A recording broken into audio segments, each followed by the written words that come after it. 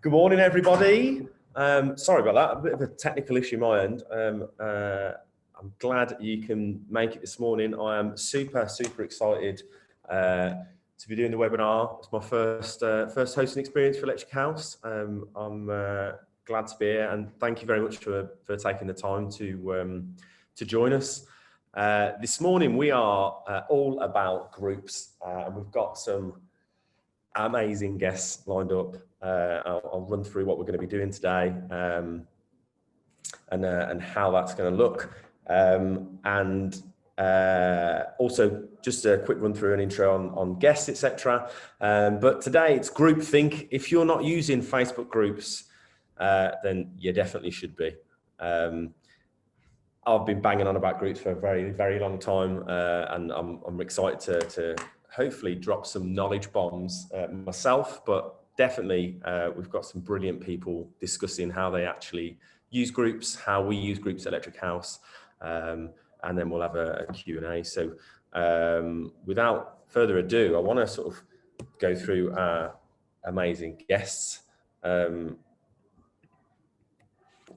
today. I'm Lee Wilcox. I'm the CEO at Electric House, co-founder about 6 years ago. I'll briefly tell you about my story later, but today I wanted to go through our guests.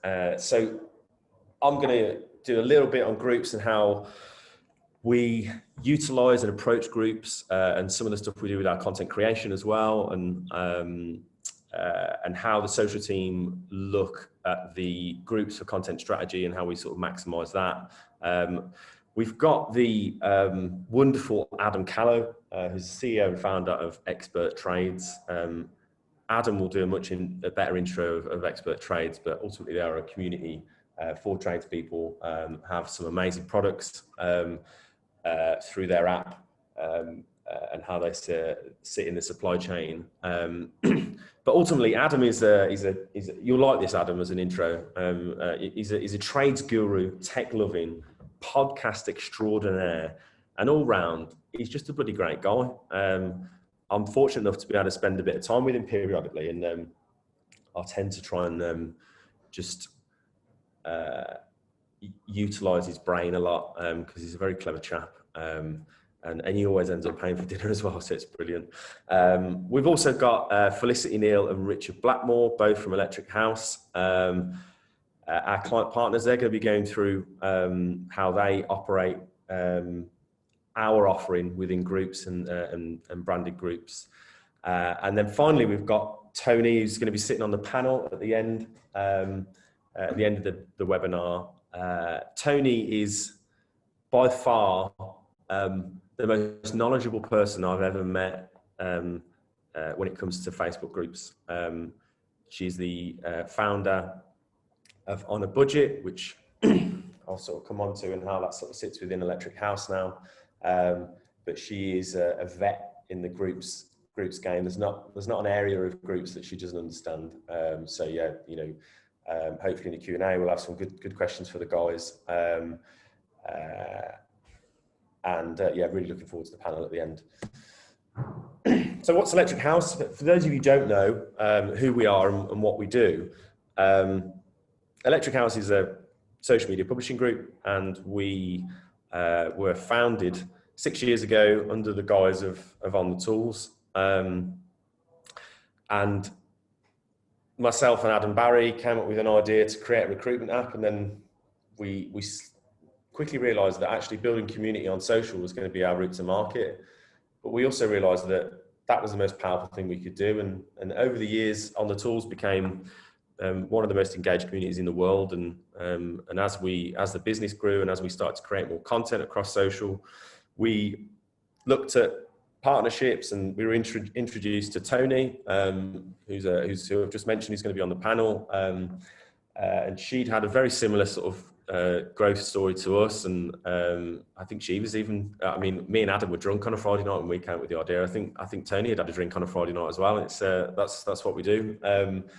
And we met, and it quickly became clear that we all wanted to work together, and then we created Electric House that we could have On a Budget and On the Tool sort of sit within that group. Ultimately, we create, we publish, and we distribute content, and we do that on a daily basis. And we work with brands. We create communities and create content on a daily basis, and we really try and look at what that community wants. And I guess that's what today's webinar is about. It's about growing community. It's about engaging with community.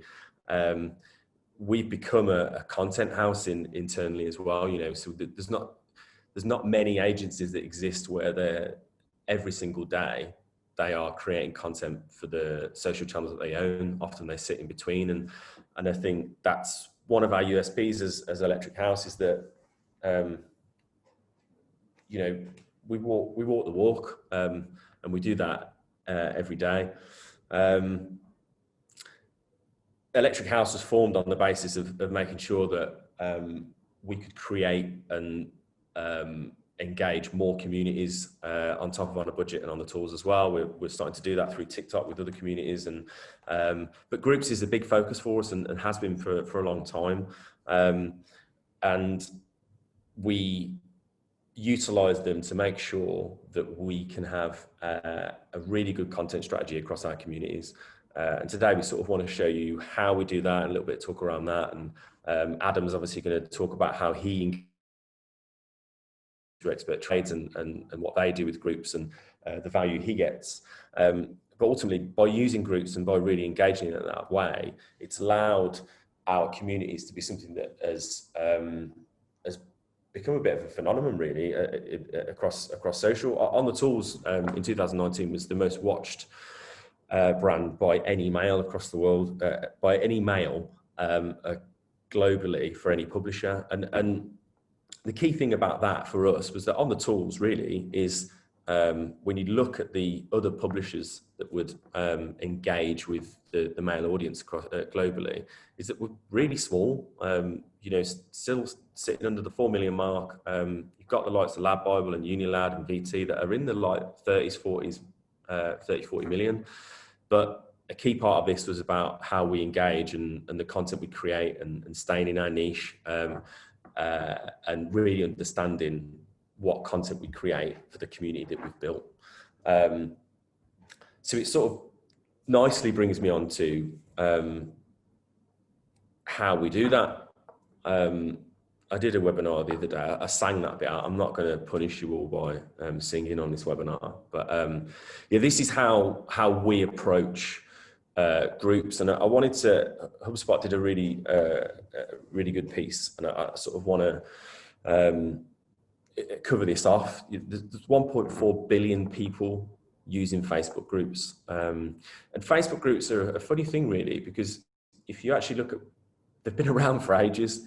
This isn't like a new product, but what happened was that in the early days, Facebook groups were very much something that Facebook pushed, and you know, it was more about communities, less ads on the platform.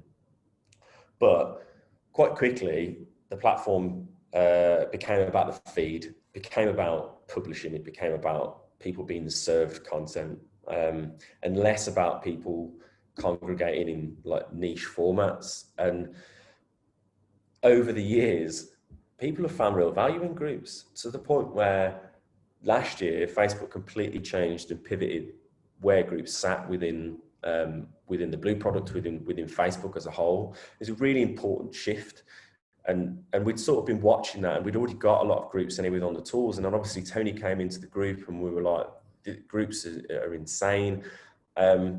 And then the tech started getting put back into groups. And I think that's the key part with this, is that it's a real focus now for Facebook.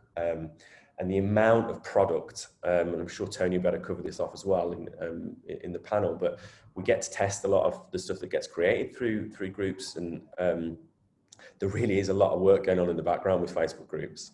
And Facebook can really understand now that there's so many people in that arena. Now, ultimately, this boils back down to the fact that this is now an area within the Blue product that Facebook can monetize, and they're trying to slowly work out how they can do that. But there's 10 million groups on Facebook. I mean, that just seems insane. And Facebook research shows that users aged between 18 to 24 are open to So posting Facebook groups, I think there's this notion that like young people don't want to use groups, and I think the research is showing differently from that. But it's just about providing real value. And I want to cover off a couple of points now, 3 points, how we approach setting up groups. I want people to be able to go away with just some actionable stuff with groups. I think a lot of webinars will be, we can talk a lot about, how we would use it, but we're very different to a lot of the brands that are going to be on the webinar now, and a lot of people doing their roles. But I want to sort of try and cover off and hopefully give people some stuff that they can actually use when they leave. Lean into your niche. So this is the first thing we would always do. Really early on with On the Tools, actually, we had you chase shiny things, don't you? And we were looking across the landscape. It was about 9 months in, and we were like, well, Lab Bible and Unilad and Viral Thread back then, and they're now VT, and like, look at the growth they're getting. We should be doing that. We've basically got a load of blokes who want to watch content. Let's do sports. Let's do gambling. Let's do gaming. But because we had this idea of this recruitment app within construction, we was always like, well, no, like we don't want wastage. We just need tradespeople. And then roll forward a couple of years, in 2018, when the algorithms changed through Facebook and Instagram, the publishing world got battered. The reach dropped, the views dropped, because Facebook really lent in to the niche side of things, and they wanted niche communities. They had everyone on the platform. Now they wanted people engaging in the right areas. They wanted to make sure that they could serve the right content at the right time to the right people. And us leaning into our niche was the biggest thing we could have ever done. The publishing world got hit and we didn't. Our views, our reach, our engagement just soared. And we get a lot of organic growth now through On the Tools, and we don't put any paid behind it. It's all organic, and I really believe that it's because we stuck true to what we needed at that point. And it's no different to when you're starting a group. You try and create a group based on the fact that you want loads of people in a group. It will fail more than likely because there won't be that common thread. People use groups and approach groups and join groups because they're after something. It's very much like a search term. Yeah, people go to Google or they go to YouTube. A lot of the time, particularly with Google, knowing what they want to search. It's the same when you join a group. You go in there for a purpose. Facebook's platform isn't the best on a search perspective. So when you're typing in that search bar, you already know what you're after. And people need to understand what a group is about, and they need to know that they're not going to get hit with a load of stuff they don't want. It's why we and why Tony wanted to split off all the groups within on a budget. On a budget, started with DIY on a budget, but often what was happening with the scale of the group was that people wanted to put things about gardening and crafts, things to do with the home. So we split off those groups, and Tony had already split off, I think, gardening and crafts, and then we created other verticals because it made sense that whilst there's a common thread of like saving money and sharing ideas, actually, if you want something to do with your garden, you don't want to be then hit with things to do with like food or crafts. You actually want to be somewhere where there's that real core value and core niche. So really understand what the niche is and who the people that you want in this group are, and go with that. If it means that you're only going to be able to get 3, 4, 5,000 people in that group ever, doesn't matter, because that means that's the core value. That's where you're going to get the most from it. So that's the first point. The second point would be disguise yourself, which I know sounds like a bit of a funny approach, but I think what happens with brands is that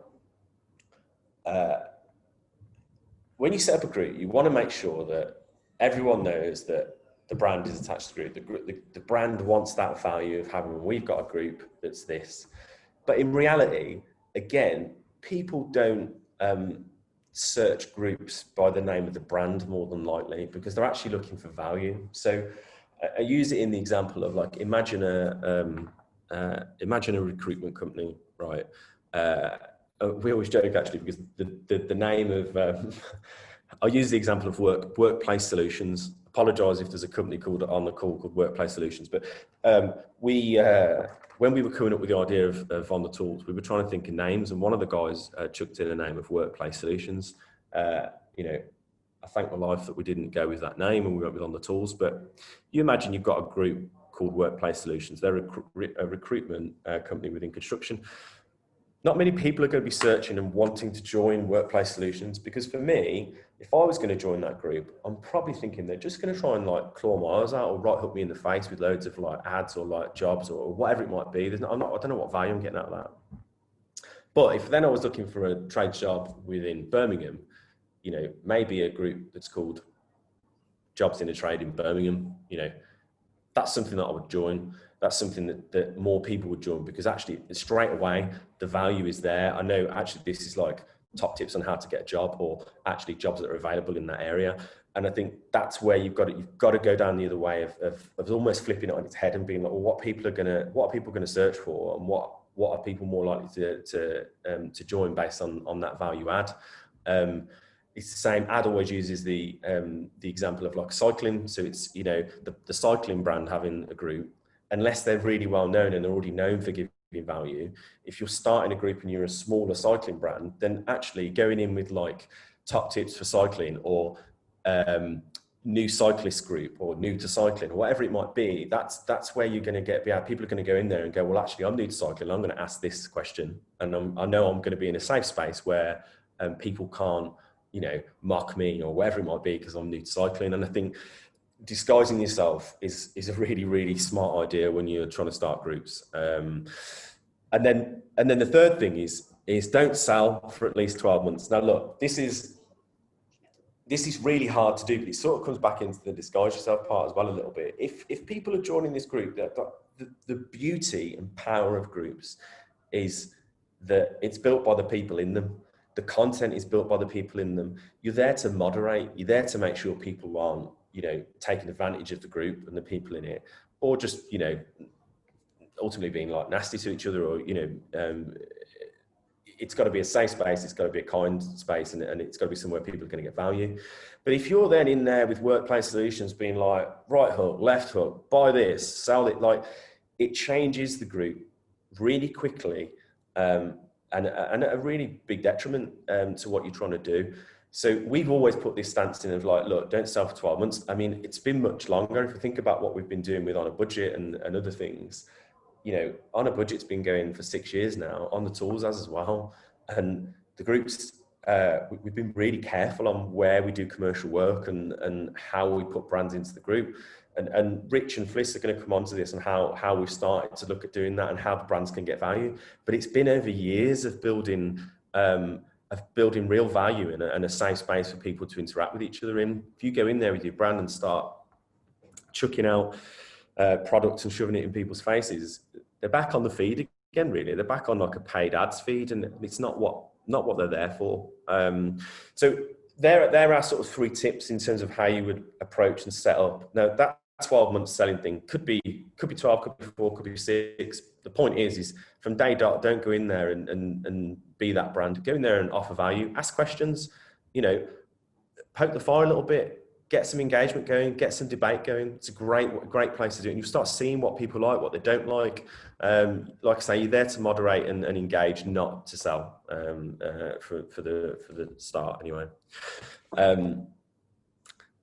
Listen, you don't know shit. None of us know shit. That's the fact. We utilize groups in our communities, and because we're asking questions and we're listening, not telling them what they want. It's that age-old thing, isn't it, of like brands and agencies sitting in a room, you know, oh, that's a great idea, that's a brilliant idea, yeah, let's just go with that, with no knowledge or any request of any feedback from the community. And I think it's something it's the most powerful thing you can get from groups. Go through the groups for content. So this is a really good example of how we utilize content that's posted within the groups, and then push that through publishing pages to gain growth or engagement, traction. It becomes part of your content strategy. So this is a product DC fix that someone was doing up their interior doors with, and they put a post into the DIY on a Budget group, and it boomed. You can see there, it's like nearly 10,000 reactions, over 3,000 comments, just organic within a group.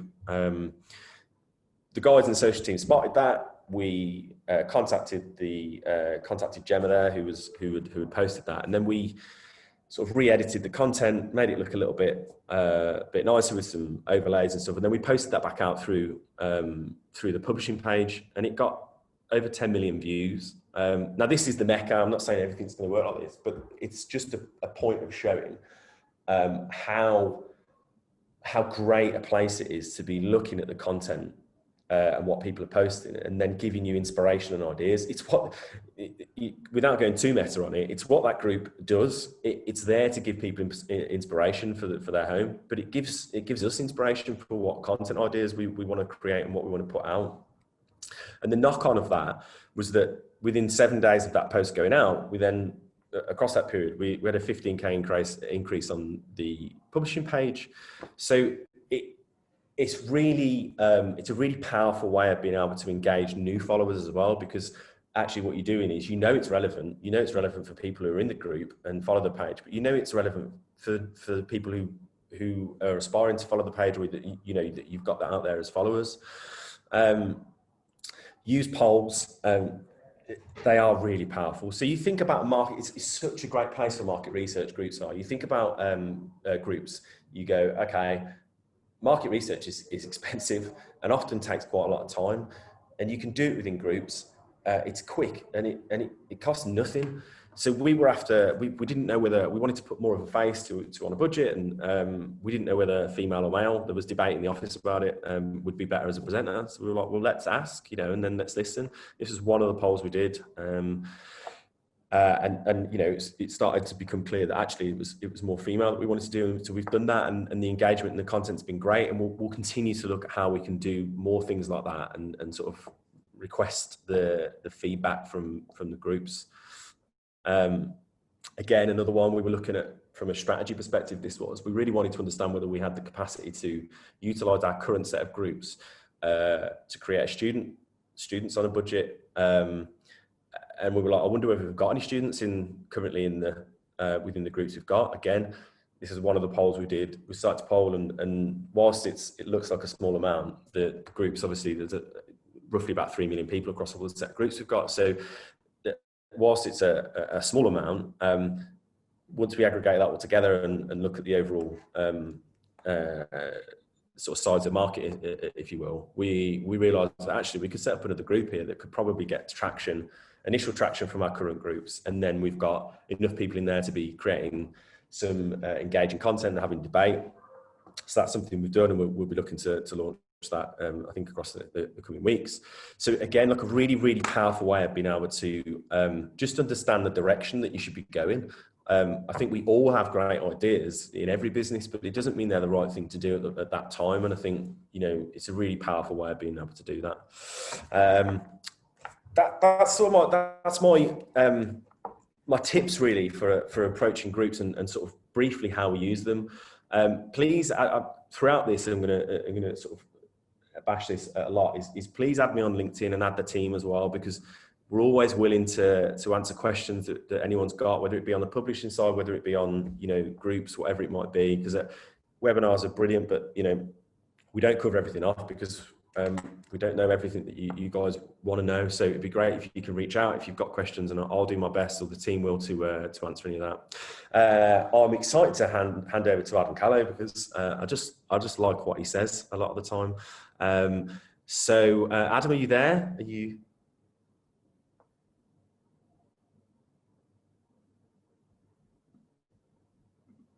got me, Luke? I've got you. There he is. Wonderful man. You okay? I'm good, mate. I've just made a note of that intro you gave for me. That's my new LinkedIn. It was good, wasn't it? Do you know, to trades guru, tech loving, podcast extraordinaire, and all round bloody great guy. It was good, that was. I wrote that when I was having a coffee this morning. I thought it was it's nice, that was, wasn't it? I will hand over to the wonderful Adam Callow and sit back and write some notes on what you say. Thanks very much, mate. Cheers. No worries, cheers, Lee. Hey guys, what I'll do is I'm going to kind of break this into a couple of parts very quickly in 30 seconds, give you some context of who I am, because I think if I did a poll into the people watching the webinar right now, the majority of you will very likely not know me, and most of you probably don't know about Expert Trades as a business. So I'll give you a little bit of context of that. And then I just wanted to explain probably for a couple of minutes why we ended up using Facebook groups, because I think there's a thought that people just think, oh, Facebook groups are hot right now. Why should we be taking part? And brands jump on it for potentially the wrong reason. So I just wanted to share our reason with that. I'm just getting a note that my sound level is very low. So let me just try and work that out before I continue. If there's any other comments, guys, just let me know if the sound is coming through any better now. That would be awesome. Or I can shout. How's the sound doing, guys? If anyone in the comments could let me know, that would be appreciated. I'm not entirely sure what's happened because I don't think much has changed. Sounds good to me. Perfect. Better. I'll just speak up and excuse the man flu that I've got here. Perfect. Appreciate the comments, guys.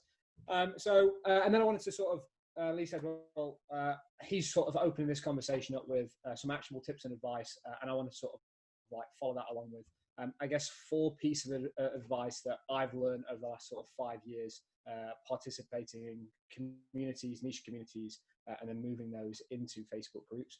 Some of the hard lessons we've learned and some of the mistakes we've made, so you don't have to make them too. So I guess just as a bit of context, let me just check that my clicker is working. I think we're there. There we go. So as a company, we're sort of our vision as a business is to sort of disrupt the supply chain in the construction industry. And what I really mean by that is how brands, merchants, trades and homeowners interact, that full stack, that supply chain.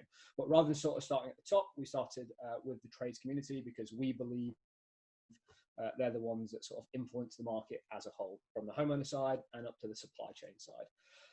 So my background, I used to work for a heavy side merchant and then worked for a heavy side and light side manufacturer, did sales for that for a few years. And I was just exposed to lots of conversations with lots of trades professionals where they were basically complaining about the same things. And what it sort of boiled down to is middlemen companies standing between me and my customer, and not entirely sure how to run a business. Love being on tools, but not entirely sure how to run a business. So we class trades professionals as accidental business owners.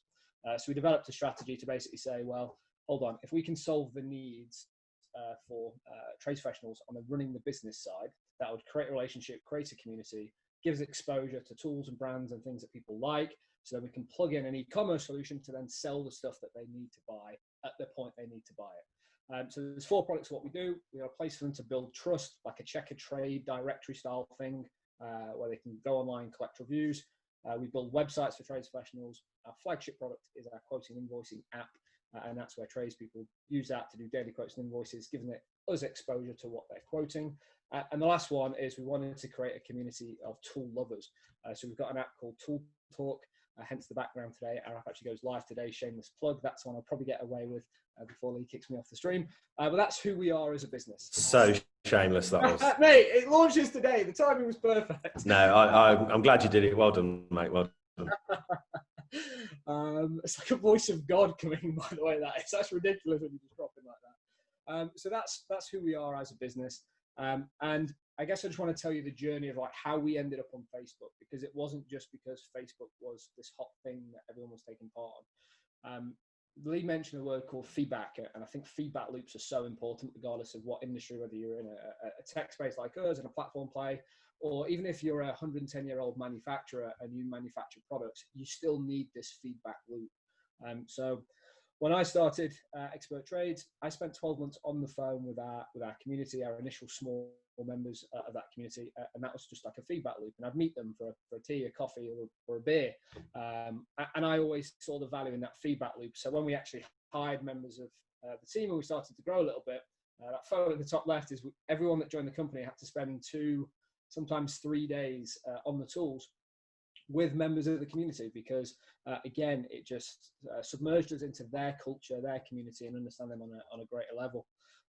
So then we escalated that up into doing trade shows when we could afford it as a business. And that was all again about these feedback loops. How can we meet more members of the community and get more feedback all the time? And then we kind of sat back and said, well, and if you're a person that runs trade shows, apologies, but trade shows are really expensive when you net it down to the level of conversations that you have. So if you actually said, well, here's how much time we're spending managing the show, here's how much resource we put in developing the trade show, here's how much time, all these numbers add up, and you go, well, how many meaningful conversations did we actually have? And it's a really small number. And then once you kind of look at that and you go, well, how can we have more meaningful conversations at scale? We sort of then looked at different options, and then we ended up being on Facebook. The reason I wanted to explain that is there was a reason we ended up on Facebook, and I think every brand that's looking at this right now needs to think about what is the reason that we're trying to be on Facebook as a platform. So, excuse my cough. So then when we started to look at Facebook, we're like, okay, we want to be on Facebook. So then obviously you jump in and you go, okay, so where should we position our brand on Facebook? And then we kind of had this like, oh, there are so many groups out there. The trades professionals don't want another group. And that was like this, it just simply wasn't true, to be honest. And coming back to what Lee sort of opened up with is this whole lean into your niche mentality. It couldn't be more true because every trades professional has different needs as part of their job. So you look at the top left one there, there's a builders talk group that talk about builder stuff. So we really had to work out as a brand, like, what was it that would make us solve real needs by creating another Facebook group. And then again, I like the, I haven't seen these slides, I like the disguise yourself element to it, which is so important because trades professionals weren't going to go to Facebook and search for expert trades. So we had to work out actually what was the thing that we could market out and say, here's the problem that we solve.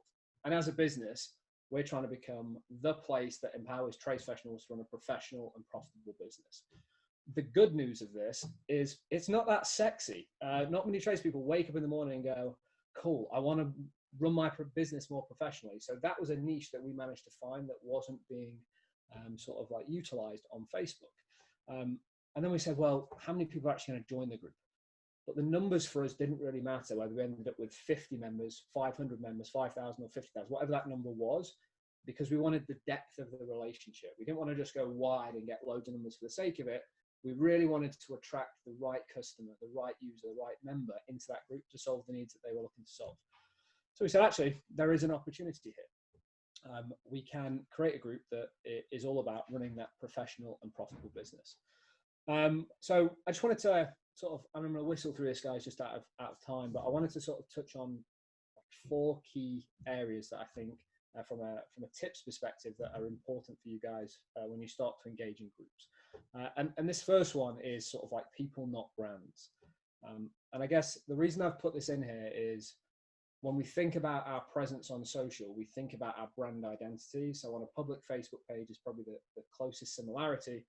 We always think about like, is this like on tone? Like, is this the voice of our brand? Are we representing our brand correctly? Which is obviously extremely important.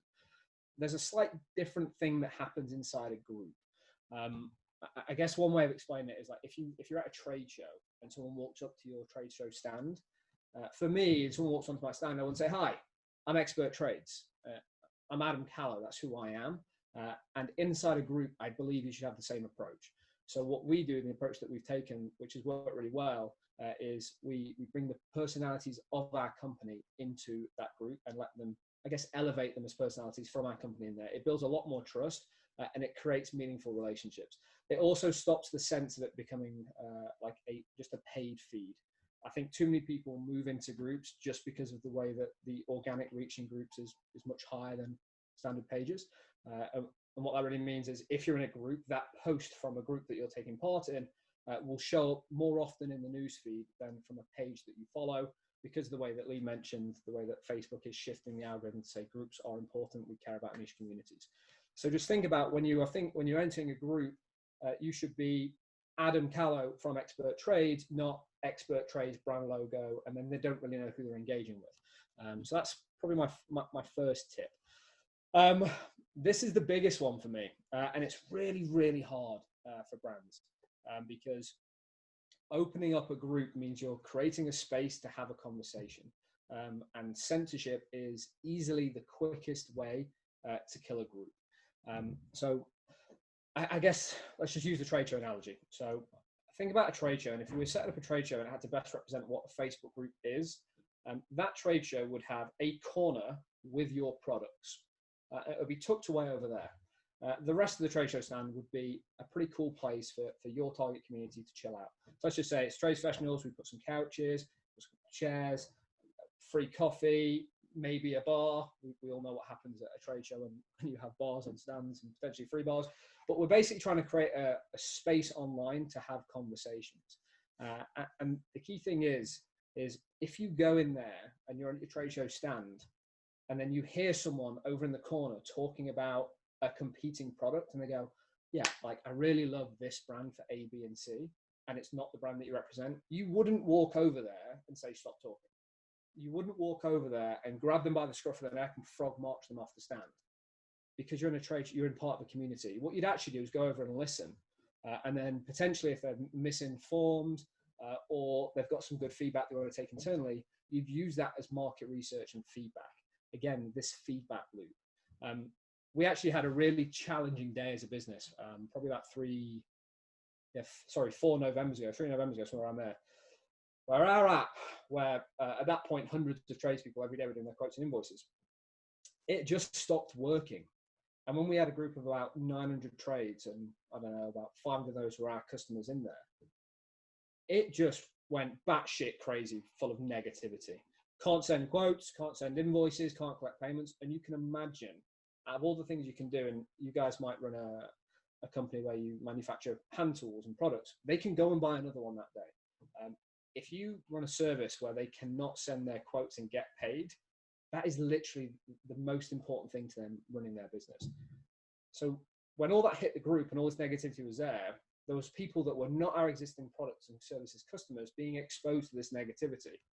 And we could have gone in, deleted every single comment, messaged them directly and said, hey, if you've got a problem, use live chat, we're rectifying it, we're solving it. But the long-term benefit of going in and saying, hey guys, we've got a problem right now. And we used opportunities to take photos, videos, show the whole team with pizzas working till 2 o'clock in the morning to solve the problem. Yes, we annoyed some customers, but long-term, we built so much trust because we were transparent and we didn't censor the group. We didn't say, hey, take this offline because we don't want to look bad. People make mistakes, and owning those mistakes is really important to build trust and guest longevity in that group. So I just want to really emphasize that one is like, don't go in and have an expectation that no one is going to talk about a competing brand, especially when they know there's a relationship with that Facebook group and your brand. It's really important to create an opportunity for feedback loops in the business. And on top of that is, if you run the marketing department and you are starting a Facebook group, my advice is get the whole organization on board with what's going to happen. Here's what we will remove, here's what we won't remove. Because one sales director will come in and be like, someone's slating our product in the Facebook group, close the Facebook group. That's not how this thing operates. That negative post is super important because we learn from it, we change the product, we innovate, we change the product roadmap, and then we take it back into the group and say, hey, you said we did. Long-term brand building, amazing value for amazing value from the Facebook platform, amazing value for as a brand, as long as you go into it with the right mindset. Next one for me is members, not colleagues.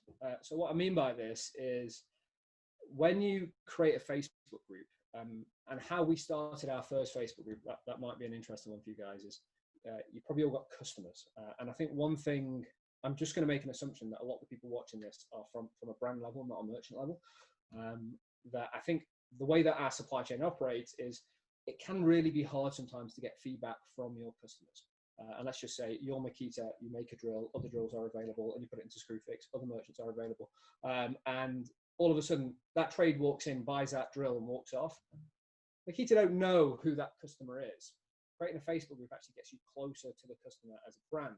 So we actually said, who are our 250 most engaged users from our products and services? So from verified office and web, let's find some people and let's invite them into like a beta test, a small trial of the Facebook group. And we chucked them in there. We started off with 250 people in our group. And then from there, we really identified the people that just love being part of a community.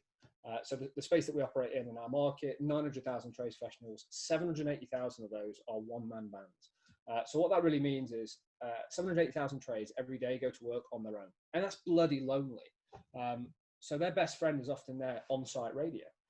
So what Facebook does is it creates a community. And what we found is people that just absolutely love morning, breakfast, lunch, dinner, evening, in bed, would go and participate and engage. So then we said, actually, these people are from different trade backgrounds, much more knowledgeable for us on most of the subject matter out there from a trades perspective, because don't forget, we're a technology platform at heart. We elevated these people up in our community into moderators and admins. And then what that does, that status then amplifies the work that they do for you and for your brand. And examples of that would be, when you start a Facebook group, you can create questions and answers before letting people in. So our admins, when people look to join the group, we've got 4 or 5 questions. They go in and review the answers to those questions, and they approve or disapprove people. If someone hasn't answered the questions, but they look like a trades professional, excuse me, guys, they'll then even like click into the profile to sense check and make sure this person is a trades professional, because we're a trade-only group. So they do that level of work. Also, part of a community is, in every community, you get the odd dickhead. You just do. So whether that's someone spamming, self-promotion, or whatever it is, stuff ends up in the group that you kind of don't want there. And it can be sometimes hard to manage all of that. So our admins and moderators will actually flag content up on our behalf. I guess you're probably thinking is like, well, this sounds good. It sounds like a lot of work. What do we pay these admins and mods? Like, do we send them free tools? Do we give them free services? We don't pay them anything. Because being part of a community itself is like it's like an internal human thing. We want to be part of something bigger. So the only things we technically do for the admins and mods right now is they've got status in the community, because they can see the little badge next to their name, and when they post, they get a little bit more, I guess, gravitas in the community. And then secondly, we take them for dinners twice a year. So twice a year, we get all the admins and mods together, and we use that as a thank you to say, we really appreciate the work you do in the group. So I think my tip here is think about when you start your group, and then you start to see people interact and engage. Electric House will show you how to maybe do this for you, or maybe identify people within your group that you should build a stronger, tighter relationship with, and then get closer to those people, because then you, your team, or Electric House can then say, actually, we've got a team of 10 admins that we can then spend our energy here, because when we pull this one lever with this admin group, these 10 people then go and create more content for us, create these feedback loops and all this engagement. I think it's really important to identify those people really on. And then the last thing just to comment on is the Facebook group is never a destination, and that's how we view it. It should never be all these efforts to get people in a group to have a group for a group's sake. It shouldn't be a case of we need to hit X number of users in our group, because these are just vanity metrics that when it comes down to brass tacks, don't really move the business. How a Facebook group is used is where all the value is. And examples for us, we use members of our community who are very vocal and invite them onto our podcasts. We see people talking about competing brands in our Facebook group, and we participate in the conversation. Someone says, actually, I use Mastergas or Invoice2Go or whatever these services are. Sorry, a question that distracted me, but I realize it's not for me now. So we saw conversations around competing brands, and they were like, hold on, this is great. So you use this service for A, B, and C. We don't offer that now, but X, Y, and Z. So we can have this conversation and be part of it. And here's what's beautiful. When we launch features, we can then go back to them and say, hey, you posted this in the group. We had this conversation, and we've built it. And internally, when we're building features that we know have been requested by the community, we actually name it as part of that community. So when we email it out, it's like, hey, here's the feature that John wanted. And it just creates this community feel. We're building this with you. One above there, I think Lee touched on it, but it will actually help you shape public Facebook content. What is popular in this group will be popular across your other pages and channels. So you can do lots of internal testing and then create the content to push on a bigger scale. Then we've got focus groups. The amount of focus groups that we've collected and done from people within our community. Again, I just want to emphasize this from the don't censor the group and remove posts about competing brands. Is internally, everyone that posts something about a competing brand, we tag them on our side and we go, okay, cool. When we're thinking about this feature, we want to hold a focus group because we know these 19 people use this product that is a competitor to us, and we want to speak to them and understand why. And they will be open to us because we're creating a community for them, and they know we're building it with them. Super important. And last one is just an example like trade shows, is if you're doing trade shows, by having a Facebook group, you can enrich the experience for the trade show. Example of what that might mean is you could go into your Facebook group and say, hey guys, we're at this trade show, so more awareness, drive your own traffic, because the trade shows don't really do it that well for you. bee in my bonnet. But you can say, and everyone that screenshots the group and brings it onto the stand gets a free X or gets to do Y on the stand. And it creates this, I'm part of this community, I get some extra perks, and that itself just continues to fulfill. People see on the stand, why do you get that? Part of this group, and it becomes this cycle. Guys, that's me. I wanted to try and whistle through it. I think I'm hanging around to the end for the panel. If there's any questions or comments, I would love to help. Lee's just popped up at a much quicker rate than I did. So hopefully that's been helpful, and I'll see you guys at the end. Brilliant. Cheers, Ad. Thank you very much for that. Yeah, a lot of insight and some, like you said, some actionable stuff. Sean, you've put a question in. We'll come to that at the end if that's okay. But what I would ask is anyone who's got questions, please start chucking them into the chat or into the Q&A part on the Zoom call, so we can get some of the guys at the end to be answering some questions, particularly Adam and Tony and stuff. So I'm going to move on swiftly now to Felicity and Richard, who are going to just I guess show what we're doing at Electric House and how brands can really get some good value from utilising groups and engaging in groups, not just their own but others. I'll hand over to Rich, I believe. You there? Yeah, thanks for the intro, Lee. Brilliant. No worries. I'm gonna. Yeah, so Fliss and I are going to detail a little more about exactly what our groups are and what the brand group membership offering is, as well as some more info on benefits available to clients with our group membership.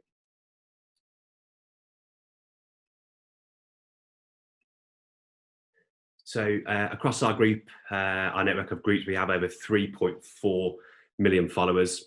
Our community is really seen as a safe place for our members to come forward with stories of success, but also a safe place to come forward to offer, ask questions and ask for advice, really.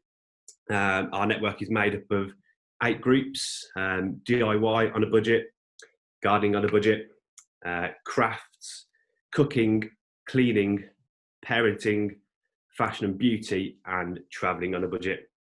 Our DIY on a budget group is the UK's largest home improvement community with over 2 million members.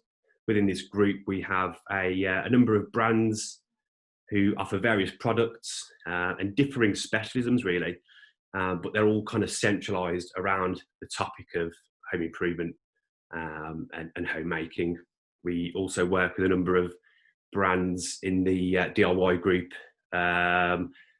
more around kind of the sort of styling and furnishing of homes. Our gardening on a budget group has just under 400,000 members, and these range from highly experienced professional gardeners all the way through to sort of real beginners just looking for value and advice for when it comes to improving their gardens. The On a Budget community is a heavily female-dominated community for problem solvers, money savers, and value seekers, and it's really a place where our members actively discuss the best brands to buy from, as well as the best places to buy from. A couple of example posts here. As you can see on the left, one of our members, Anna Latham, has posted into the group with a Harris angled brush or a cutting-in brush. And as you can see, huge engagement, over 460,000 reach with 610 comments. And across on the right, Nicola Samuels, a very basic question, a picture of her living room with, curtains or no curtains. And as you can see at the time, with less than 24 hours, over 200,000 reach and well over 1,200 comments. But these are just 2 examples, and really great examples of where a brand can get involved with, sort of real and relevant conversations. And obviously, in the case of Harris, their brand is actually it's been mentioned. It's the sort of topic of the post as well. So it's a great opportunity for a brand to get involved with real relevant conversations. And Harris are actually working with us in the DIY on a budget group. So what is brand group membership?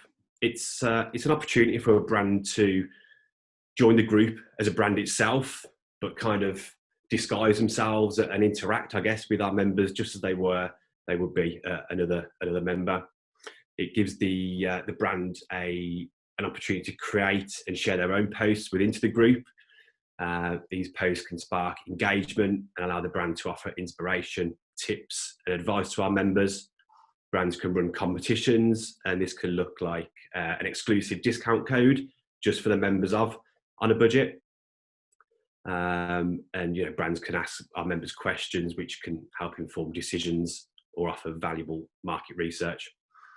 Our brand group membership also allows improved brand awareness, the opportunity to build positive brand awareness and brand sentiment, as well as being able to deliver product information.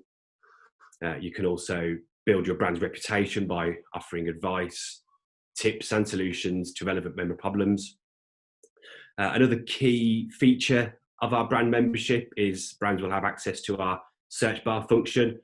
This will allow brands to look for real relevant conversations, and trends that are happening relating very much to their brand or industry.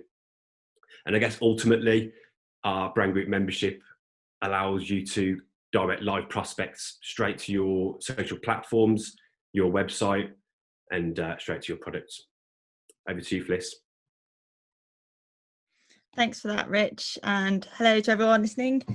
So I'm going to go through some of the benefits of brands getting involved in groups like our On a Budget community. So firstly, from a brand's point of view, the beauty about our groups is that they are already established. They're some of the largest and most engaged groups on Facebook. So a lot of the initial legwork has already been done. And that involved, firstly, identifying what topics we thought people would want to talk to each other about and share their experiences with others. And secondly, really understanding and growing those communities into what they are now. So that has involved a lot of asking and driving conversations ourselves, understanding what trends exist in the community and what people are talking about, what they're interested in, what they engage well with. So that has meant that we have really got to know our communities very well. We know what they're interested in, what style of content works well and what doesn't, and what tone of voice people in the group respond best to. And what we've done is we have compiled that into a digital pack with our top tips and advice to pass on to clients, the brands who are going to be interacting in the group. So they've got all that information ready before they start interacting, and they know our communities as well. And then we'll run an onboarding session with them. And so what a lot of that information that we pass on is included about is it sort of centers around the brand driving conversation themselves, asking the members questions and speaking to them in personal and human ways, just as people in the group speak to each other.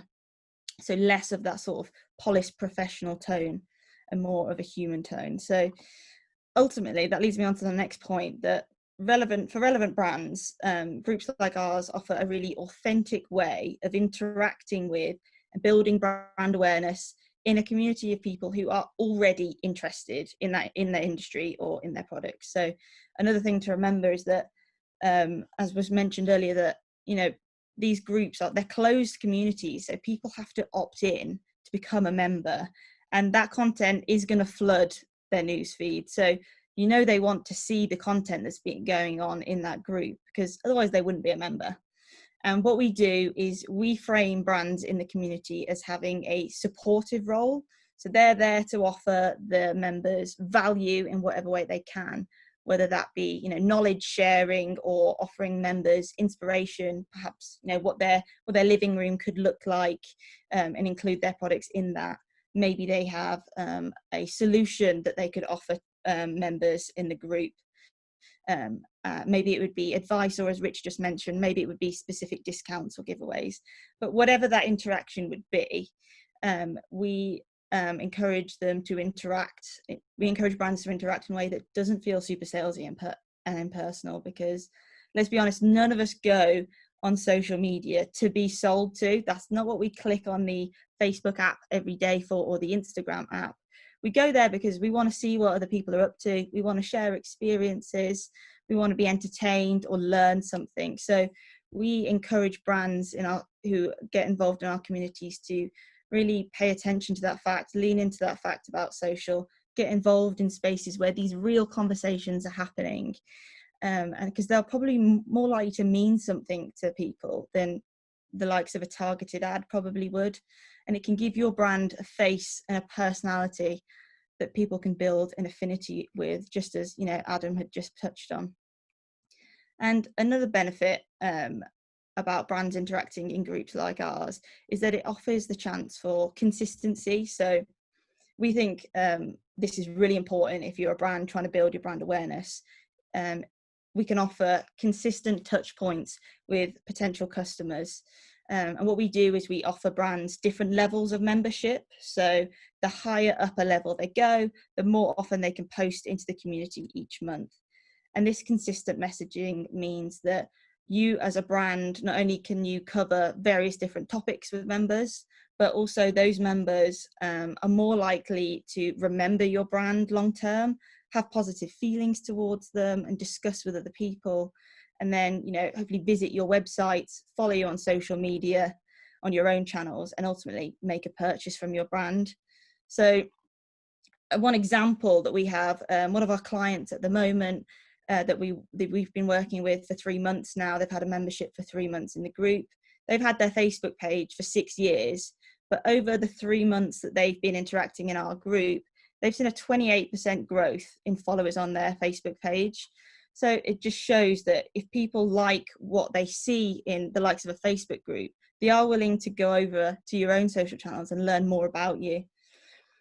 And another point has already been touched on a little bit. So the market research opportunity in a group is you know, it's really, really strong.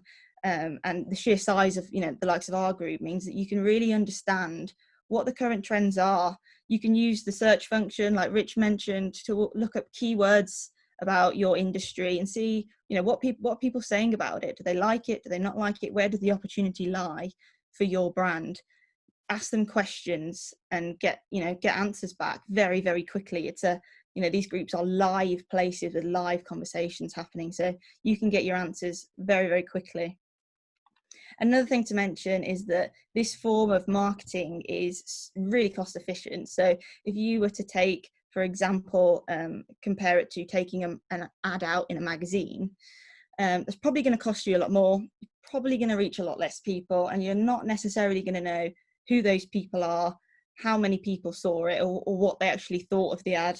You're not going to get any feedback from them, how it was received, for example. So it's sort of the complete opposite when you interact in a Facebook group. You know exactly how many people see it and what they thought of it.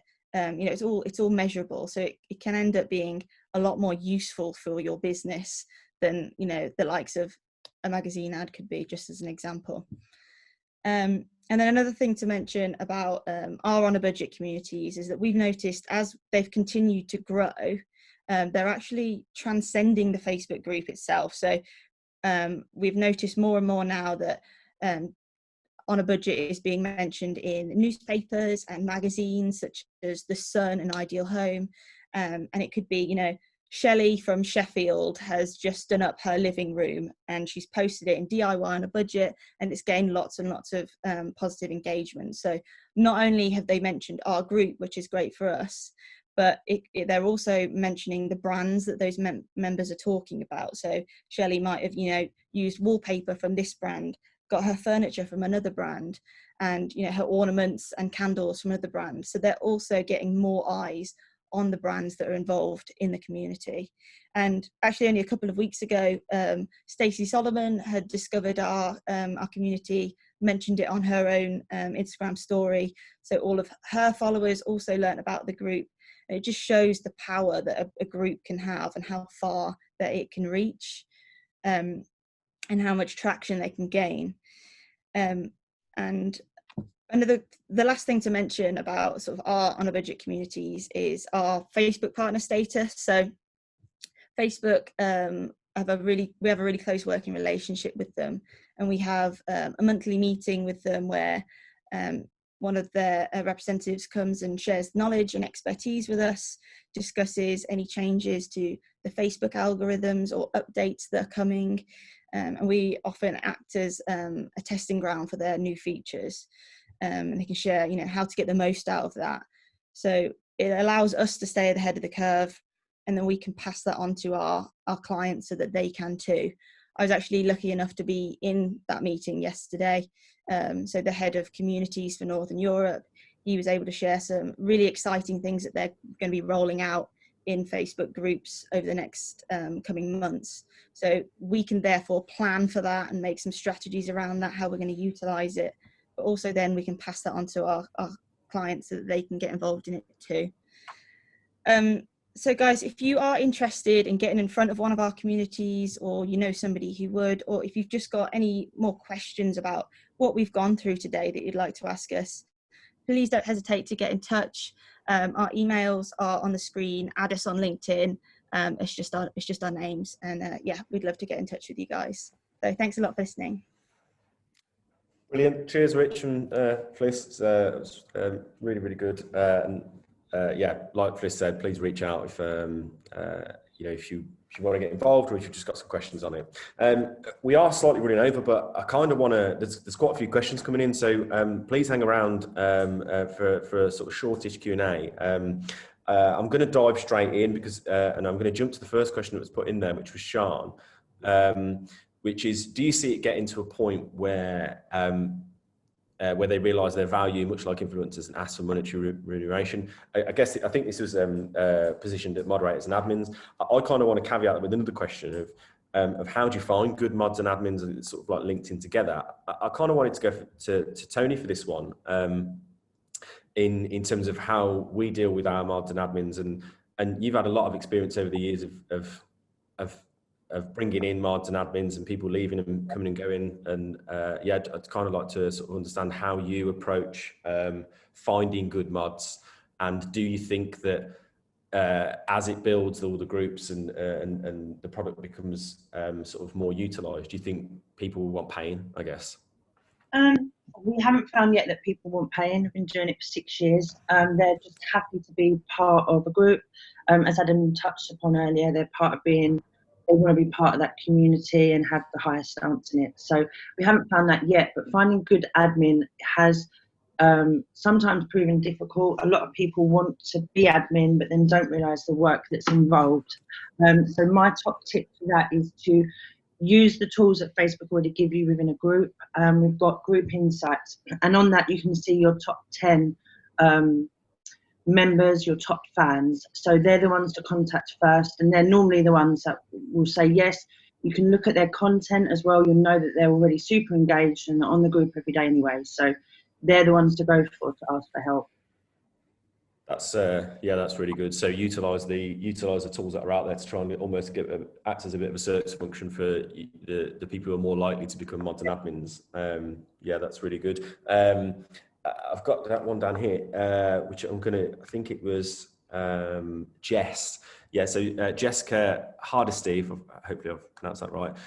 We run a trade show for installers, predominantly windows, doors, conservatories, etc. Would we be better to have our own group for the show, or utilise the established installer groups that are out there, or both? I would obviously throw that at Adam, because it's right. You even mentioned trade shows, which is brilliant. So, yeah, cool question.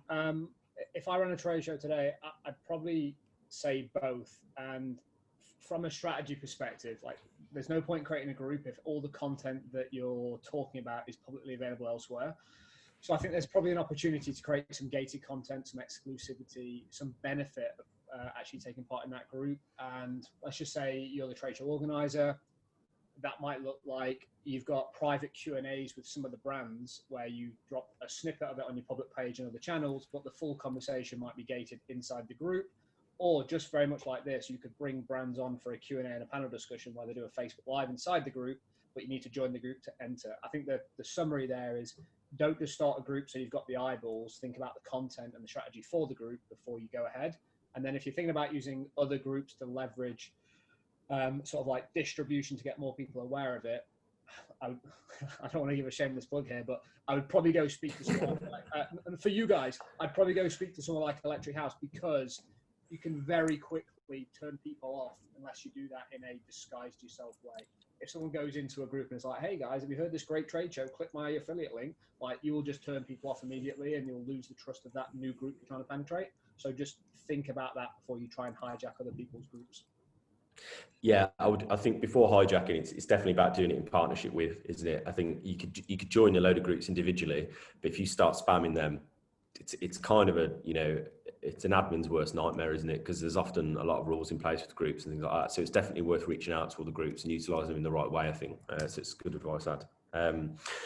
Another question I've got here, which I'm gonna throw back to Toni, if that's okay, was from Jonathan Weaving, just on some general advice on building groups, you know, just as in like members of the group. I mean, I guess this is for everyone if they want to answer it, but particularly Toni, I wanted to fire it out. Over the years, what are some of the tactics or tips that you could give Jonathan and everyone listening on sort of how to grow groups? The biggest one when you're first starting out is to be active within the group. Post yourself if people aren't posting. Create questions, like open-ended questions, so that members can really get involved with giving their answers. We found that when we first started, it's obviously a lot slower. Each time somebody engages in commenting or reacting to your post, it will then go out to more news feeds, so the higher reactions you get. But with that, you have to be consistent. You can't sort of disappear for a day. You can't leave people waiting to join. Just be there and actively admin that group and encourage it to start with. After that, you'll find that it will grow organically through word of mouth. But you've also got other tools. So at the side of a Facebook group, you can invite your own friends. You can embed an invitation into your email link and invite people in your email contacts. That always helps. And then just asking the members as well to recommend you, speak to them, and you'll find that they'll be your biggest voice. There's like 6 or 7 bits there. Like I said, Yeah, Group's guru, Toni, is you just ask her a question, she just mind dumps on you within like 20 seconds. So loads of stuff there. So I mean, a general thing of inviting people anyway within your Facebook community, or even just friends. Asking the community to do it themselves. The beauty of groups is that eventually they'll aggregate the content for you, but at the start you've got to prod it, haven't you? You've got to be in there doing things. Definitely not leaving member requests as well, isn't it? You leave a load of member requests, people just think it's not active. Bob, Toni, what's the last one? If you leave the content, if they are creating their own content, they don't want to wait 5 hours to have that content added to the group. So just try and be consistent with it, but also attach your Facebook page to your group. Every time somebody likes your page, you can then invite them to join the group. And that is one of the best tools that Facebook's given us this year. That really helps. Okay, brilliant. Really good. Thanks for that, Toni. I'm going to jump to another question here. I'm going to just chuck this to anyone who wants to answer it, because it's a bit of an open question, really. But could you integrate, and it's something we've spoken about actually, but could you integrate, this is from Isabel, Isabel Follett, lovely name. Could you integrate influencers into your Facebook group strategy, or do you think it's best to stick to organic community and employee admins? Thanks. Anyone who wants to answer it, I know we've spoken about this, Toni, already, haven't we, about influencers within groups? So I don't know if you want to jump in, but anyone else got any thoughts as well? I've got a very quick one, and it's purely just from an approach that we take less around, well, including groups, but more of a generalistic view. We've seen cases in specifically in the construction space where someone has become an air quotes influencer, and potentially their views and their following is then deteriorated over time because people lose a bit of trust in that person, because it then becomes a let's pay to say mentality. So we believe in sort of going wide here. So let's get a large group of people to talk about this product or this range or whatever the services that you offer, compared to putting your eggs in an influencer basket. Our approach is go wide, lots of voices, and then don't become dependent on one voice. And what that also does is it builds trust across that whole discussion. That's my 2 cents. Nice. Yeah, I like that. Toni, what do you think about influencers within groups? I think it will massively depend on what the group's about. Influencers in our groups tend to use it for their own needs, to get people over to their groups and their pages, and it's really hard to know if what they're saying is true. And that's the thing that people get a bit worried about. And people can spot an influencer as well from a mile off. It's the way that they post, it's the way that they style their content. It's very Instagram looking, so they don't tend to interact as much maybe with them if they're talking about a brand, because it appears false. And I think you've got to be very careful with that. Makes sense. So I think the notion there is that there's actually a bit of a trust problem as well, potentially. I think, interestingly, my thoughts on this, and something we've spoken about, is actually when you build groups, you end up sort of having influencers within that group that are far more reputable and valid and trusted. And I think there's probably a kind of strategy, once your group's sort of like well known enough and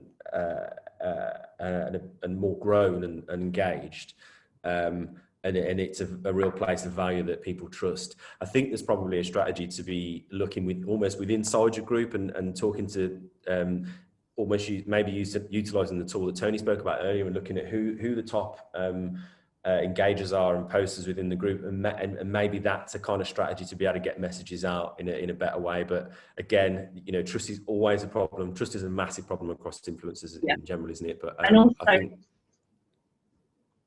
Go on, Toni. This question touched upon Instagrammers, not Instagrammers, sorry, influencers and admin. So just to point out that they're two completely different things. Well, admin will be the people that monitor the content. They will deal with your reported content, and they will deal with member requests. They can post, of course they can, and they can build up relationships, but actually admin will do a lot of the work from behind the scenes, where an influencer you'd find they'll be more posting. So they're two different touch points there. Yeah, okay, so don't treat them the same. Okay, and I think finally I'm going to go to this. Just one more question I want to answer, because we are well over now, and I appreciate it. I mean, we've still got 30 people in, so that's good. I'll do this last question. Do groups have an effective life for engagement? This is by Gary Farrow, by which I mean online moves very quickly. How quickly do users move on to new groups? I mean, I'm going to ask this to the panel as well. I've got a chip in here as well. I'm thinking about, I think it depends what the group is again, which I know is a bit of a fluffy answer, but I'm just thinking from I've been going on about this to the team yesterday. Sorry guys, I'm going to bring up the pond again. I've just moved into a house, and it's got a pond with fish in it, and the filter's broke on it. I don't know what to do. So my first thing is like, I'm going to join a Facebook group for koi carp and find out whether I can understand whether I need to keep them or whatever it is. And I think about that, and I'm like, I'm going to be in that group for a bit.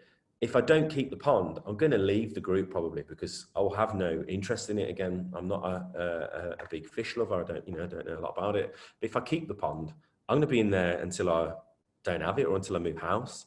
So I think it's very subject led, and almost why people have gone there. If it's their job, they're not going to move on from, and it's an industry led one. They're not moving on from that group for a long time. And again, for me, it would come back to value on that. I don't know what anyone else thinks on that. Well, I guess quick one from me is, the way the question was asked is like, tech moves on quick. If you just think about the Facebook group as you just creating a space for people with common values to get together. And if you've created a cool space that's full of value, regardless of what the next platform might be or the next group, it's really sticky if you create a place that's valuable. So take the word Facebook group off the table. If you've created a space that people like to hang out, they'll stay. If it becomes not valuable or a bit annoying, they'll go. So I think that should be the North Star of how you think about it, not do people move around groups really quickly. Yeah, fair enough. Okay, if no one's got any more input, guys, we're well over, and I just want to finally just say thank you to everyone who's listening, to all our panelists. Some really good tips taken away there, particularly within the panel at the end, but equally through Adam and Felicity and Rich's points. My main thing is, guys, anyone who's listening, please go and look at groups. Please go and engage in them. Join some in your industry. Set one up for your brand, but don't call it your brand name. And please, you know, if you've got any more questions, reach out to us. I'm sure Adam will answer questions across LinkedIn. I always push for people to add our guests, myself, the panelists, always add them on LinkedIn, because I think it's a great, again, really great community and great space to get questions answered. People are always willing to engage and reply to stuff. Thanks ever so much for listening. And we hope to see you on the next one, which I'm sure we'll be doing another one next month. Stuff will come out on emails. It's been a really, really great webinar. And again, thank you to all the panel. Thank you guys. Adam, thanks for coming on. Tony, Fliss, Rich, been great having everybody on. Until the next one, guys. Goodbye. Goodbye, goodbye, goodbye. Thank you. Bye.